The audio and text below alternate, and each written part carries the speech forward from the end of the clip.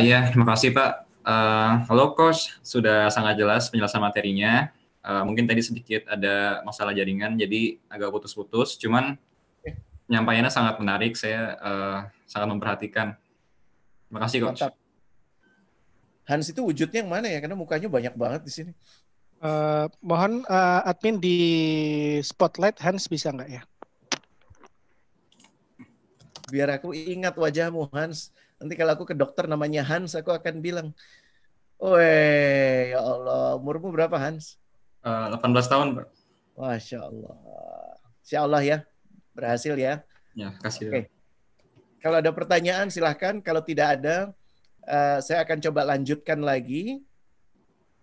Ya, hold on. Sampai mana tadi?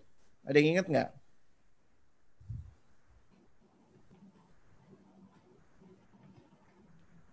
Masih ingat ya, orang tersesat itu bukan karena nggak tahu mau kemana, tapi karena dia nggak tahu di mana. Jadi penting buat kita mempunyai bahasanya itu self-clarity.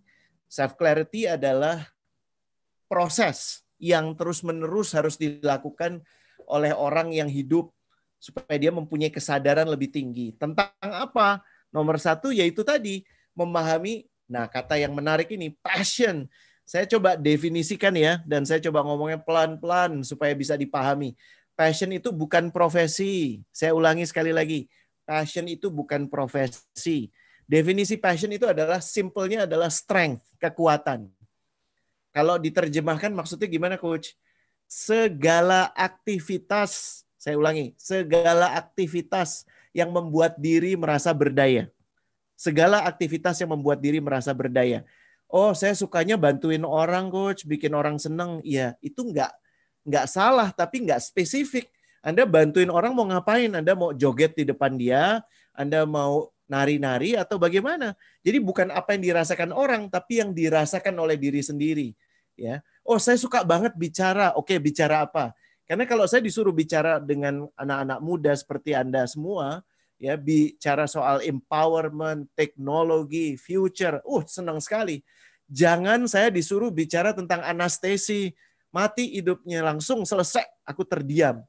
Ya, jadi bicaranya apa, kepada siapa, tentang apa.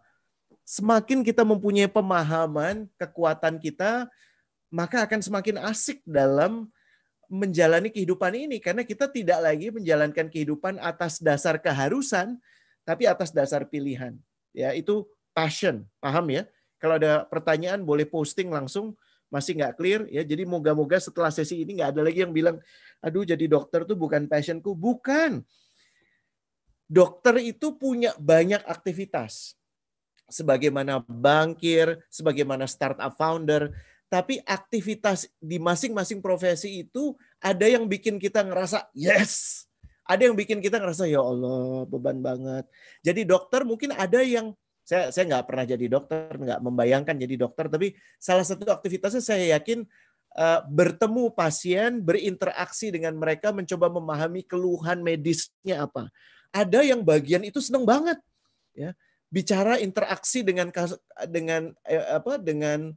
calon pasien atau dengan pasien tuh menyenangkan sekali, membuat kita merasa berdaya.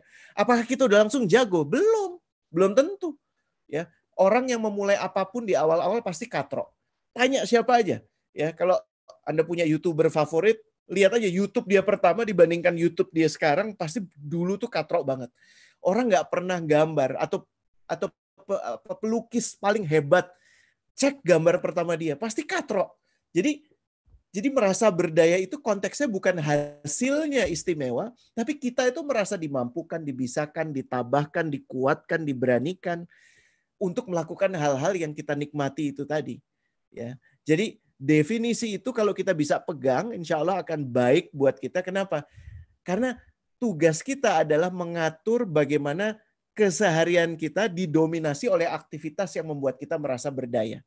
Ya, itulah yang disebut sebagai passion. Mudah-mudahan clear ya. Kalau ada pertanyaan, go ahead. Please type your question now supaya enggak lupa.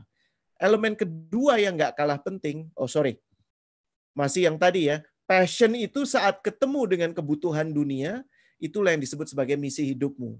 Ya, dan kita semua walaupun kita ngerasa cuma sebagai remah-remah momogi, ya, atau remah-remahan Ginang kalau di Semarang gitu ya. Anda itu punya misi hidup yang dititipkan Sang Pencipta.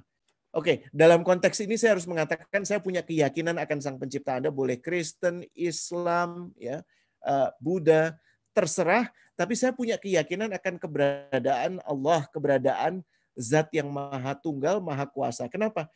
Karena itu pilihan saya dan saya meyakini kebenarannya dengan melihat tanda-tanda itu. Tapi mungkin kalau Anda tidak meyakini seperti itu, obrolannya akan jadi sangat berbeda.